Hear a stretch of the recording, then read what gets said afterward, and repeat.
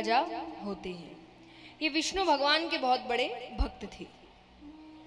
अब एक बार शिकार खेलने जाते हैं, शिकार खेलने जाते हैं तो गलती से हिरण के धोखे में मारा हुआ तीर एक ब्राह्मण को जाकर लगता है।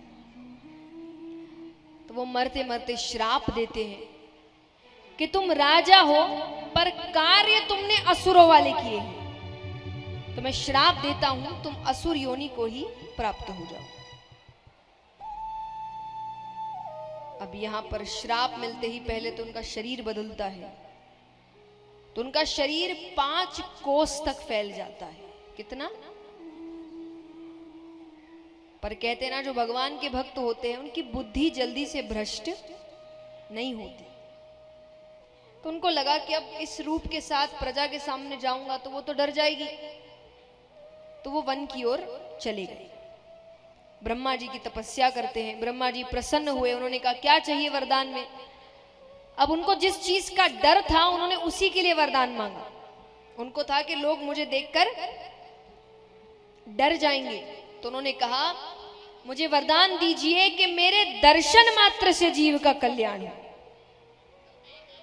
जो मुझे देख ले उसे स्वर्ग मिले। ब्रह्मा जी ने कहा तथास्तु, और वापस आ गए। वापस आ गए तो बात आग की तरह फैलती है, प्रजा को पता चलता है कि ऐसा ऐसा वरदान मिला है।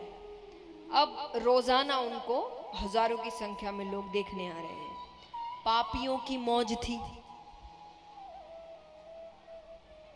दर्शन कर रहे, स्वर्ग मिल रहा है। यहां नरक लोक खाली होता गया, अब संतुलन बिगड़ रहा है। देखिए मैं हमेशा कहती हूं कि ऐसा कोई समय नहीं था जब सिर्फ अच्छाई थी, कोई भी समय नहीं था।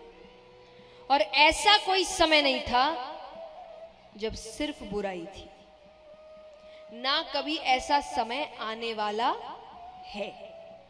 ये दोनों ऊपर नीचे होते रहेंगे, संतुलित होना चाहिए। जब संतुलन बिगड़ता है तब भगवान आते हैं, खत्म करके वापस से शुरुआत करते हैं।